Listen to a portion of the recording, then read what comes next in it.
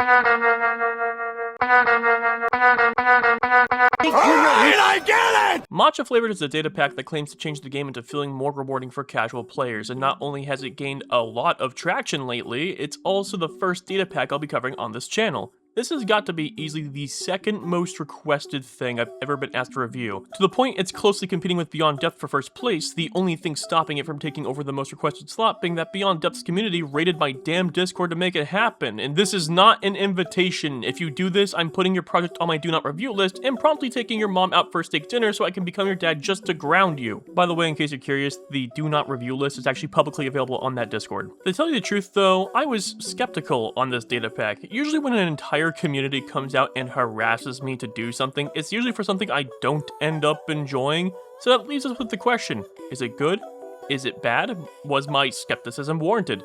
As per usual, stay tuned and find out. Also, you should hit the like and sub button to support the show. If we hit 50,000 subs, I'll play Direct Tech New Horizons to completion, and if we hit 100,000 subs, I get a shiny brick in real life that I can put in my room as proof that I did something with my mid-20s. Also, if you are by chance interested in me making anything non-block game related, go subscribe to my second channel, The Other Dweller. I recently just hit 1,000 subs from you guys just on community post alone, so I figured I may as well use the most demanded review in the past week as a way to promote it. A new video for that channel will be in the works after this one goes up. Or don't. I mean, hey, you do you. I'm not your mom. Let's take a sip of the good bits. First off, I want to put a disclaimer. This is a data pack, not a mod pack, not a mod, not a standalone game version. I'm saying this because I'm used to reviewing mod packs that I'm likely going to slip up and call this a mod pack while I'm recording this, so for the sake of clarity, it's a data pack. That clear? Okay, cool. Matcha Flavoured is pretty good. It does a lot of things that I just outright vibe with that, honestly, were kind of refreshing to see. I mean, for starters, the early game has been slowed down in a non-contrived or bullshit way. In the early game, you cannot acquire metal until you harvest grass, then cook the grass into dry grass at a campfire, which was redubbed kindling, but I digress. Then you have to use dirt and dry grass to make mud, for which making mud bricks, which you can use to craft a mud kiln, which the mud kiln can only really do copper. You still need to make a blast furnace in order to gain access to the other metals. Is that a bit of a process?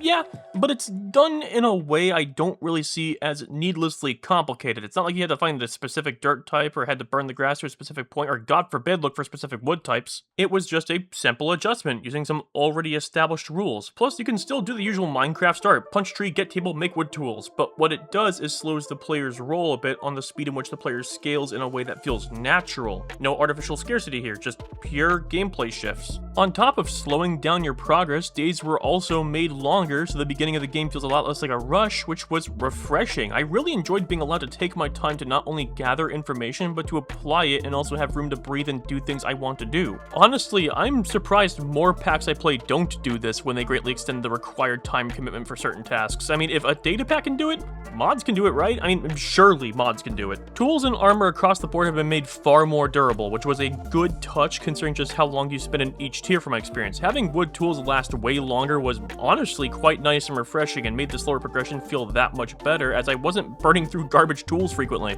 I'm also always a fan of seeing materials have innate abilities instead of just being a one-note set you have no reason to use once you acquire the best options. It's a pretty common trait in these flavored style packs, but I still want to bring it up that I still love this. This is still a good thing in my opinion. I think the game should just work like this, but hey, that's, you know, to each their own. Matcha Flavoured also does away with most of the grinds involving rare drops in some way, shape, or form, having new consistent ways to acquire once luck-based resources. I'm fine with rare drops personally, but I was never okay with Minecraft actively keeping your progress behind rare drops like wither skulls, so it's nice to have those rates tweaked. Saplings being actually crafted from leaves and flint always dropping from gravel was surprisingly satisfying changes. I was kind of shocked when I was like, oh man, saplings don't come from like broken tree leaves now? Only to find out that you don't have to because you get shears and you get a bunch of leaves. Congrats! You have like a stack and a half! I also really like the change to redstone where it's been made into electric wiring that requires copper to be crafted now. So now when you're doing like the early game mining sessions, you don't have like 500 pieces of redstone taking your inventory. A lot of it just feels far more controlled. And now I won't be saying every word in the Sailor's Handbook because I have 4 stacks of redstone blocking me from picking up important ore. The point I'm trying to get across here is that this data pack gives a lot more ways to get a resource, which makes it feel far more opened up than I'm used to, which is a good feeling for a sandbox to have. Now with this next change I was initially worried, but completely doing away with hunger altogether in place of just having food give you short-lived buffs and healing you was actually a good call. I think after all the games I've played, I've determined that hunger is only fun if it's exclusively benefiting you and not a mandatory chore. Though, I guess that depends on the type of survival game. Either way, this feels really good for Minecraft. The advancements being used as the Datapack's handbook was incredibly charming and easy to follow as well, and I do appreciate the game actively telling you to check advancements for how to progress if you get stuck. I feel like a lot of players often forget that exists, such as myself, so having the message in chat was incredibly handy. Having alloys be something you handcraft was also a lot of fun, and in a design sense was pretty smart because a player would be introduced to the concept of alloys earlier than netherite, seeing as netherite is, by all intents and purposes, an alloy in the base game. Now, obviously, most people playing this are probably more experienced to a point this design decision won't be like all that impactful, but it's a neat thing that I didn't want to overlook because as a game designer myself, it's nice to see these sort of deliberate changes be made in a way that actually benefits teaching players early. I also agree that Shulker Box's early game is a nice change and makes building projects a lot less of a hassle, as well as adventuring a lot more tolerable. Ever get your inventory just full of junk, plopped in a Shulker Box? Bam, done. You don't have to go to the end anymore. You can just craft one. They're called sacks now, but still, Shulker Box's early was honestly a pretty good change. And honestly, the fact that I said that adventuring was tolerable now is a pretty high praise from the guy who fucking hates vanilla adventuring mechanics. This data pack is shaping up to be a lot of fun, and this might be the first time a widely requested thing actually ends up being really good for me. I'm rather positive about this project. I can see every iota of passion and love being put in the same way I see in many other projects I see a lot of heart put into. In fact, just to show you that I did indeed enjoy this thoroughly, this is one of the few packs where I actually made it to the end.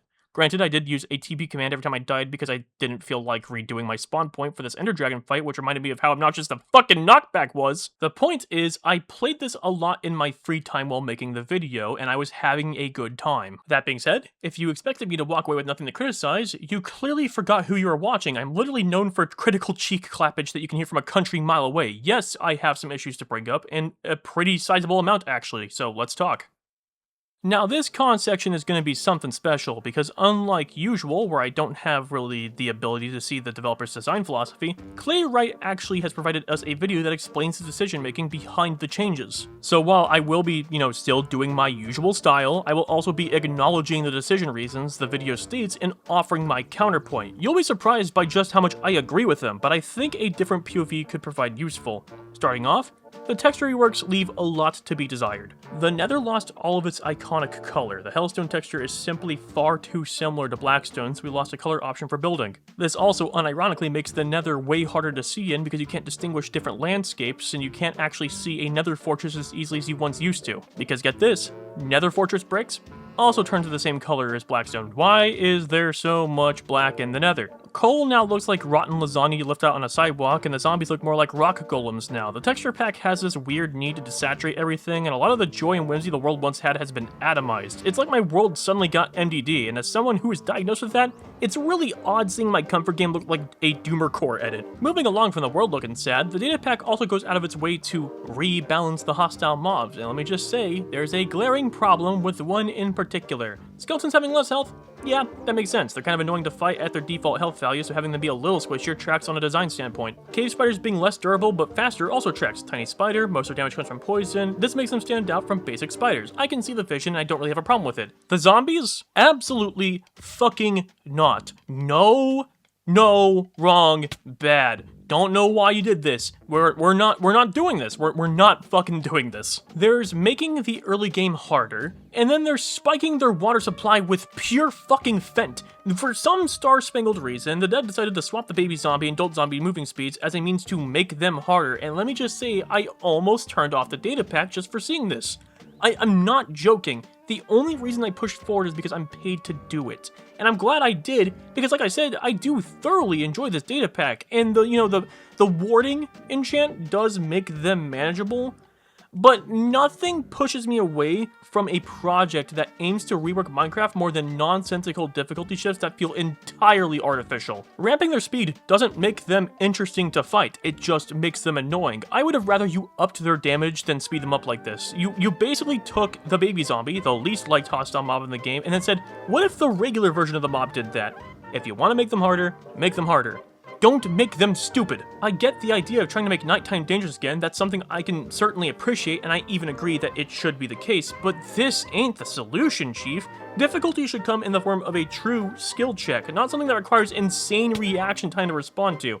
Let me pitch you an alternative way, or actually, alternative ways we can handle zombies without giving them fucking Flash's speed force, okay? 1. You could prevent the player from building a normal door early game by requiring a metal of some kind for a normal door recipe, instead making the usual recipe give you a crude door, which zombies will break down like villager doors. Sort of cheap, but it's at least something the player can react to, and the zombie busting down the door would give the player time to think. This would also make it to where getting a safer house is sort of like an upgrade that you get as you progress through the game, and I think that could be a really fun thing. And you could even make a durable version of the crude door recipe if players really like their crusty door look. The second thing you could possibly do is give zombies armor penetration. Right now, defense in this game is insanely strong against all damage types. Making the melee creature ignore a portion of your armor would make them a far more interesting concept, because you'd have skeletons doing chip damage from a distance, with the melee mobs doing more damage directly to your health bar, making them a threat, but not a threat due to speed more than sheer brute force. This would also further incentivize using a shield, because having a way to stop you from taking excess damage from the horde would be invaluable.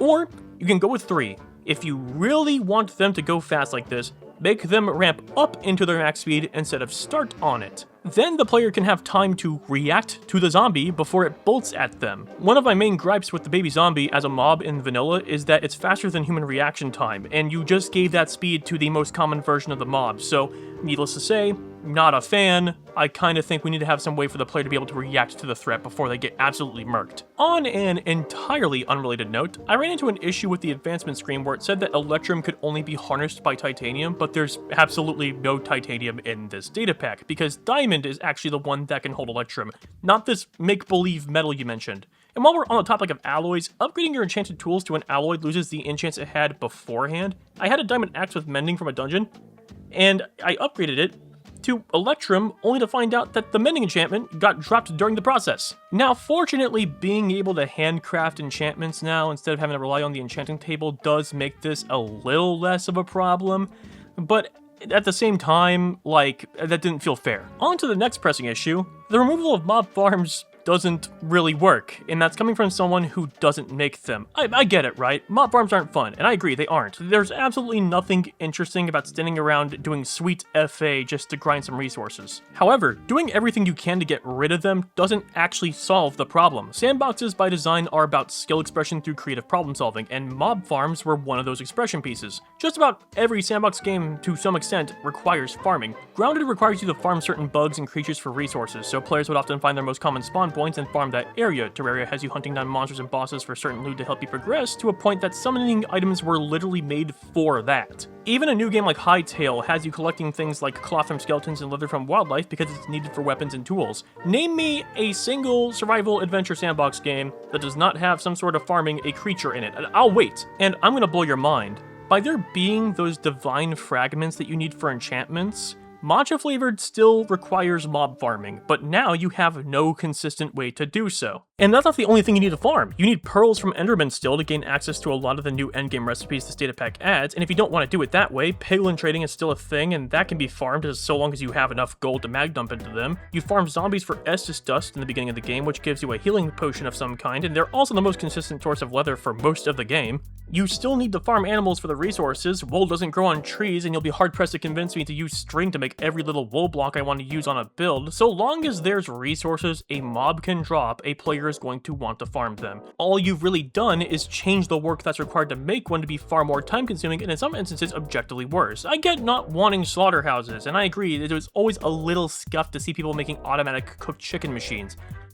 That being said, there's better ways to approach this, but for the sake of showing you why this approach doesn't work, let me rip on my favorite punching bag real quick. If you need an example of how bad of a mentality this is to have with a game, 7 Days to Die receives a lot of backlash just over the fact that they keep patching out farming methods to force players to play the way they want to, instead of just making the game not require a farm in the first place. Every time they did that, players found a new way, and the devs would patch that out too and receive even more backlash. Now the game's at a point where it's on rails the whole time, and a sandbox game that doesn't let you creatively solve problems is ironically enough not one that survives. From my experience in the 20 something odd years I've been playing video games, I have never witnessed a point where deliberately removing something that made a part of the game bearable has ever worked and been a positive thing for players. So then, how would we actually stop the need for mob grinders? If you really wanted to make mob farms a non-requirement, then making the resources a mob drops more abundant is usually just a better call. No matter what you do, a player can and normally will find a way to optimize their time in a sandbox game. They'll optimize their time in any game for that matter. It doesn't matter what game it is. A game that lets you move every pixel is going to be a game with people that have too much non-grass touching free time on their hands. So, instead of fighting against it,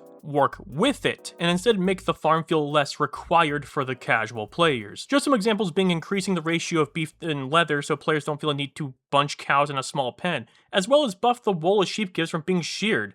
As a matter of fact, here's another mechanic idea. Sheep already have a grass-eating function, so I almost wonder if you can give all animals that, and if the pen becomes too packed, they starve to death from there being no grass, which would punish farms for being too tight. Since it's not killed by a player, I think there's a check you can say to not drop things unless the player kills it. I mean, I'm just pitching ideas. The bottom line is that when it comes to stopping farming from being a main thing of the game, the better thing to do is to just make the farm less required. Does this make the farms better? Yeah, it does. But what it does is now casual players don't need the farm, and the non-grass touching varieties of players can still have their farm and get a net benefit just for having it, effectively making it benefit every player instead of benefiting no one. As I said before though, I never use mob farms anyways, so this change didn't really affect me that much, but it's one that I feel comes from a view that sort of misses the point of the sandbox game genre. Matcha Flavoured also promotes the idea of making death less punishing, and I was looking forward to that, only to realize it's literally keep inventory, with the only downside being dying makes you lose your extra health max crystals that you found. That statement alone having two glaring problems staring me right in the face, so let's start with the first one. There's not a real penalty to dying for most, if not all, of the early to mid game. Hell, in my case, there wasn't a penalty. You keep everything, so there's really no downside to using this as a way to fast travel back home, which in turn entirely circumvents the need for transportation. If you don't know, I always have cheats activated just in case for these reviews if the keep inventory systems weren't really what I was looking for, or if there's ever been a thing I need to do, such as TP to the end dragon fight more than once. I will let you guys rip on me for that all you want, but I've only ever fought the Ender Dragon maybe 5 or 6 times in my career, so cut me some fucking slack. The point of me bringing this up, though, is that it turns out I didn't really need to do that, because I don't drop anything anyways. I get that Minecraft's vanilla death penalty is overly punishing and incentivizes taking risks and exploring, but to frame it like it did a better version of keep inventory is incredibly misleading when you only added one genuine change. Not to blow my own horn here, but something I did in the mod pack I'm working on was make it to where you only keep what's in your hotbar, armor slots, and carrier slots. And even then, that is changing because I'm making a data pack that has very specifically tagged items that you keep, and it'll drop everything else. And so, in other words, I know that data packs can do a better keep inventory, but the way the system works currently is that anything in your legitimate inventory was dropped on death, but you at least got to keep your, equipment and whatever you had on your immediate person to try and get your lost goods back, allowing you to actually have a fighting chance to grab the stuff you dropped. Death having a penalty is important because avoiding death is a major part of any survival game. You say that as much yourself, and you discuss the max health crystals as the primary driving force.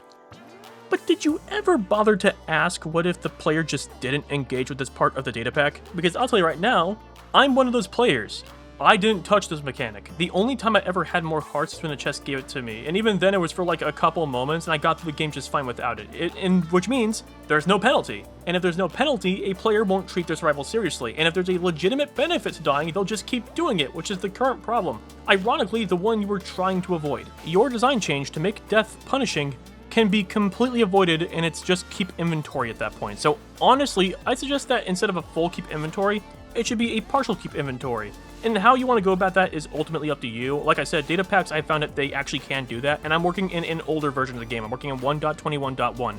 So if my version of the game can do it, yours probably has an easier way to do it yourself. The second problem with death here is actually the max health slots, but more so how you get them in the first place. You either find them in dungeon chests, or making them using shards you get from killing bosses or breaking monster spawners.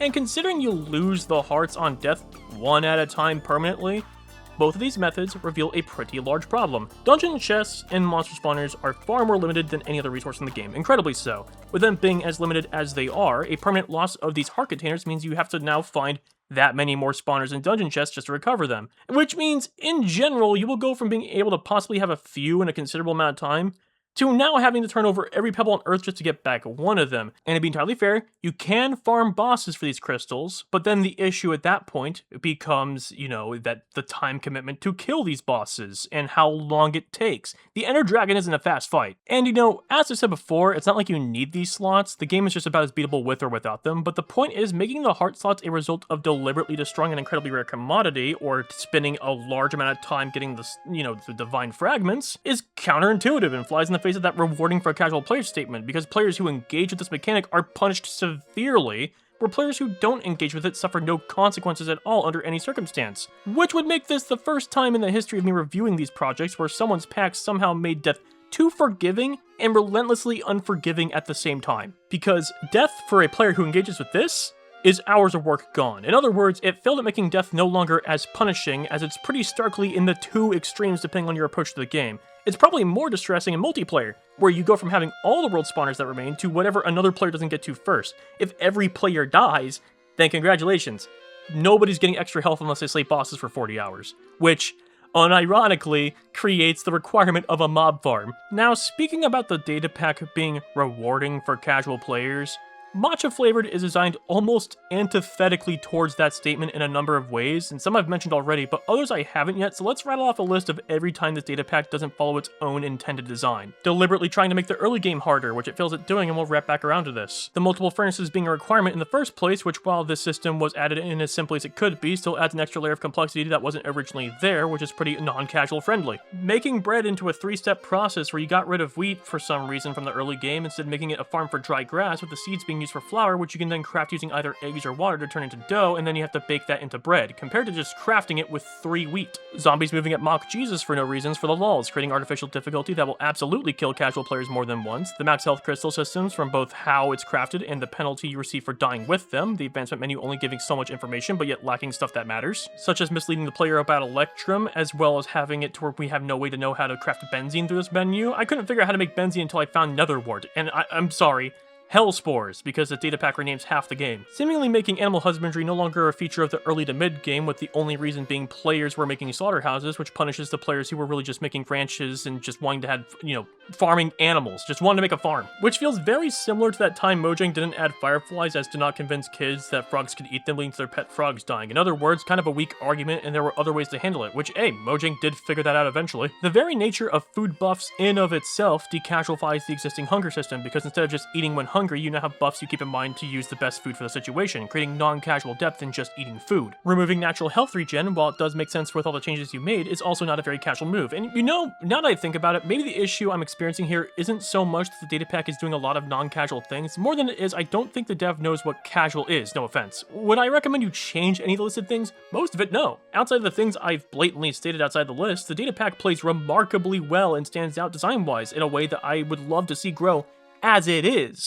But I think saying it's designed to reward casual players is incredibly disingenuous and leads to the wrong mentality for this project, and I'd actually suggest just rethinking your tagline.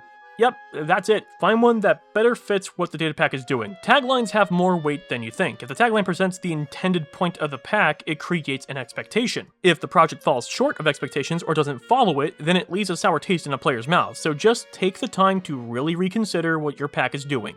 Then write up a new tagline. Now, coming back around to making the early game harder, it wasn't. The only real difficulty was the zombies, and even then you could still have faith in the normal ways you could in vanilla, aka shutting the door and doing things in your house until daytime. My guess is by harder, they're talking about the new early game progression that slows your roll, and if that's the case, then I'm going to say right now that this is not harder.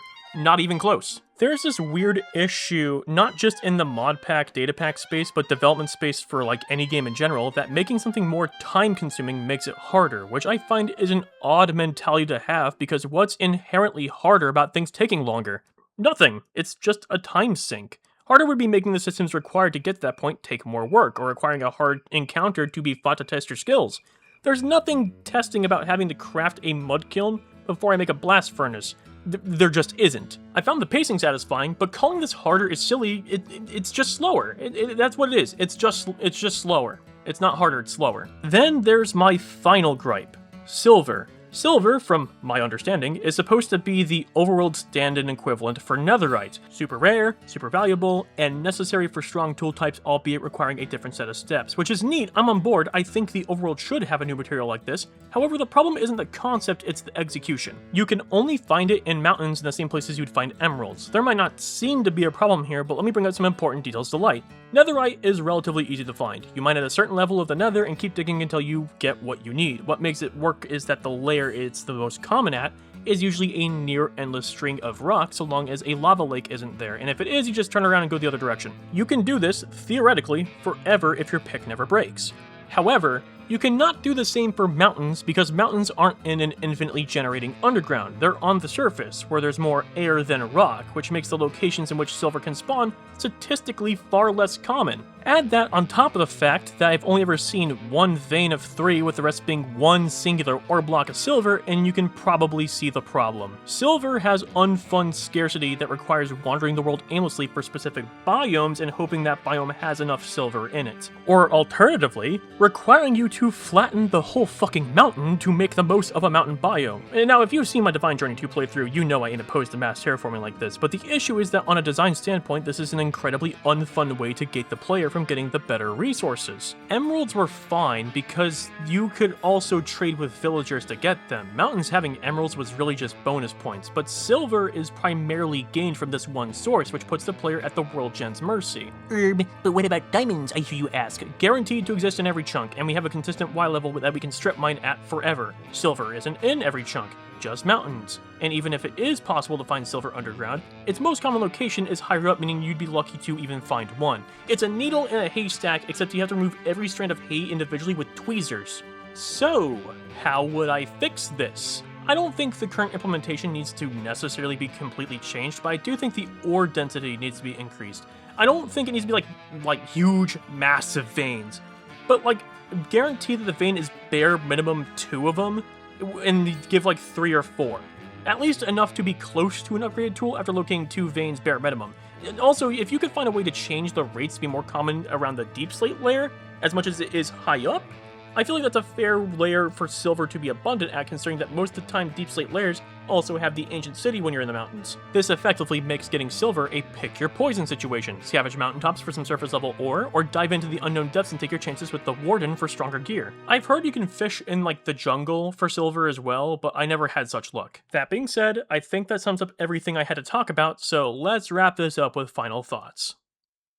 To my utter shock, Matcha Flavoured is getting an 8 out of 10. Y'all actually recommended a good one this time, which you may be surprised to hear considering I had a lot to say regarding its design, but I think that's because most people assume me being a hard ass to a project means I hate it, which is a horrible misconception to have. I'm a hard ass because I care immensely for these projects. I only ever want to see them improve and become the best they can be, but you can't see improvement by bootlicking going, "Wowie, this is a perfect pack. You am genius. Me am give you firstborn and slurp your toes like smoothie." And yes, con sections are longer because it actually takes more time to explain why something doesn't work than it does to explain that something they're doing it right. So please understand that what I do isn't to bully others, but mostly out of love for the effort put in. And I say mostly because I will rip on better MC any day of the week. Anyways, I'd say it's pretty obvious that I'd highly suggest you all give this a try. Despite the fact I do think it fails at what it claims it's trying to do, it actually ended up still being one of the best experiences I've had in a while, and I think the project, if anything, needs to redefine what their project is doing and keep chugging along with the current design philosophy. I'll leave a link in the description on their Modrinth page so y'all can go and give this a try, and if I don't, comment and call me stinky until I do. Leave your comments down below if you got any suggestions or if you want to tell me how wrong I am. This has been the Bond Builder, bringing you a video that you asked for.